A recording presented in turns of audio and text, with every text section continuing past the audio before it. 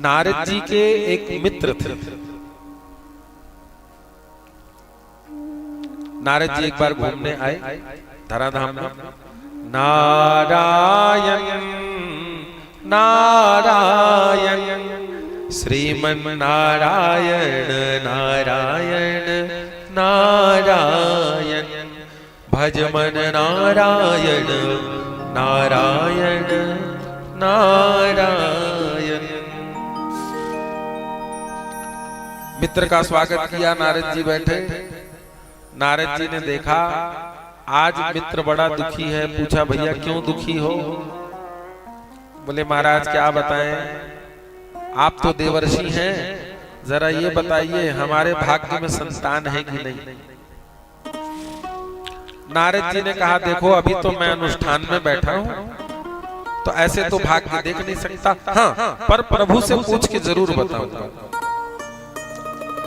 और नारद जी उसी दिन वैकुंठ गए और भगवान नारायण से पूछा प्रभु मेरे मित्र को संतान कब होगा जरा बताइए।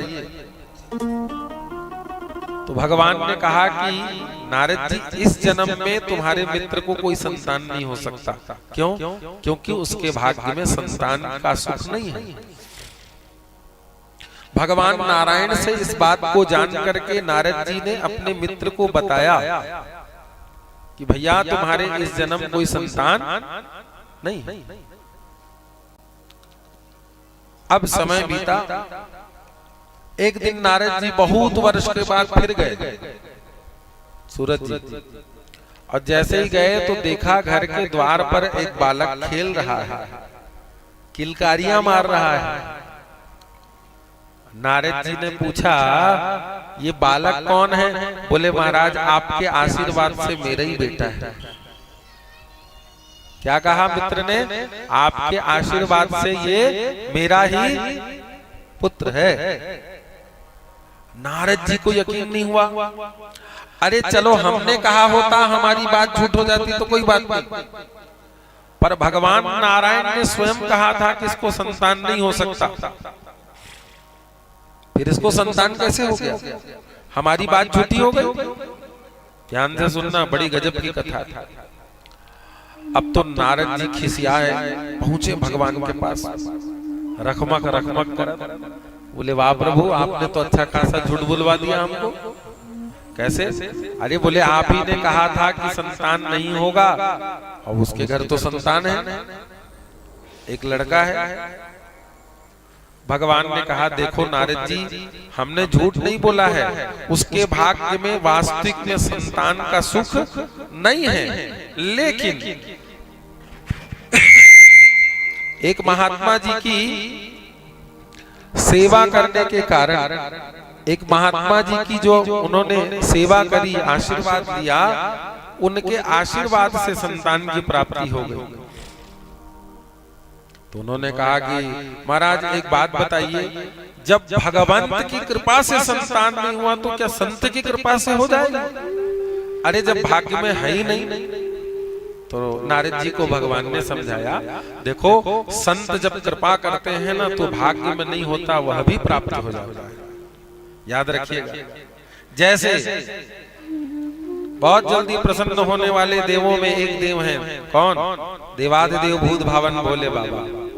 बहुत जल्दी अवघड़दानी प्रसन्न होते हैं, आशुतोष। भाग्य में ना हो वह भी देते हैं। वैसे ही संत अगर प्रसन्न हो गए, गुरु अगर आपसे प्रसन्न हो गए, तो आपके भाग्य में नहीं होगा तो भी वो प्राप्त होगा। आप प्राप्त करेंगे।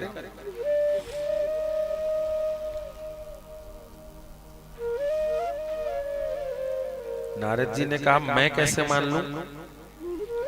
प्रभु आप कह रहे हैं मैंने मान लिया, पर मैं अंदर से स्वीकार नहीं कर पा रहा।